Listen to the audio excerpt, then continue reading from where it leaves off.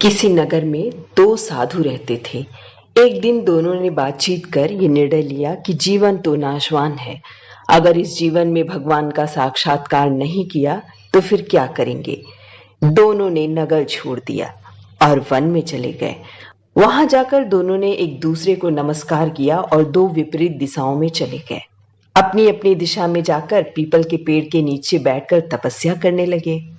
1 महीने तक दोनों ने घोर तप किया, लेकिन भगवान ने किसी को भी दर्शन नहीं दिया। एक दिन भगवान का एक दूत पहले साधु के पास आया और बोला, भगवान तुम्हारी तपस्या से बहुत प्रसन्न हैं, वे तुम्हें दर्शन देना चाहते हैं।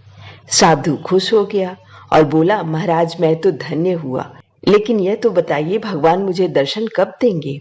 दूत बोला, जिस पीपल के पेड़ के नीचे बैठे हो उस पेड़ में जितने पत्ते हैं उतने जन्मों तक तप करो, तब भगवान तुम्हें दर्शन देंगे। इस बात पर साधु बहुत दुखी हुआ और बोला, भगवान दर्शन भी देंगे तो इतने जन्मों बाद, ऐसे तप का क्या फायदा। साधु ने अपना कमंडल उठाया और नगर में आ गया। उसने फैसला किया कि अब तपस्या और भक्ति के रास्ते पर जाना ही नहीं है। अगले दिन भगवान का दूत दूसरे साधु के पास गया और बोला, तुम्हारे लिए भगवान का संदेश लाया हूं, वे तुम्हें दर्शन देना चाहते हैं। दूसरे साधु की खुशी का ठिकाना ना रहा। उसने बोला, बताइए महाराज भगवान मुझे कब दर्शन देंगे। दूत बोला, इस पीपल के पेड़ पर जितने पत्ते हैं उतने जन्मों तक तप करो, तब भगवान तुम पर प्रसन्न होकर दर्शन देंगे। साधु बोला, भगवान कितने दयालु हैं, उन्होंने मुझे अपने नाम का जप करने के लिए इतने जन्मों के लायक तो समझा। मैं उनकी दया के आगे नतमस्तक हूँ। देवदूत हैरान रह गया और बोला, साधु तुम मेरी बात ठीक से समझ तो रहे हो ना, तुम्हें अभी पीपल के पत्तों की संख्या के बराबर और जन्म लेने होंगे, तब कहीं जाकर नारायण तुमसे मिलेंगे। साधु बोला, हाँ महाराज मैं सब कुछ समझ रहा हूँ, इतने जन्म लेने होंगे तो क्या हुआ, यह तो निश्चित है ना कि नारायण मुझे दर्शन देंगे।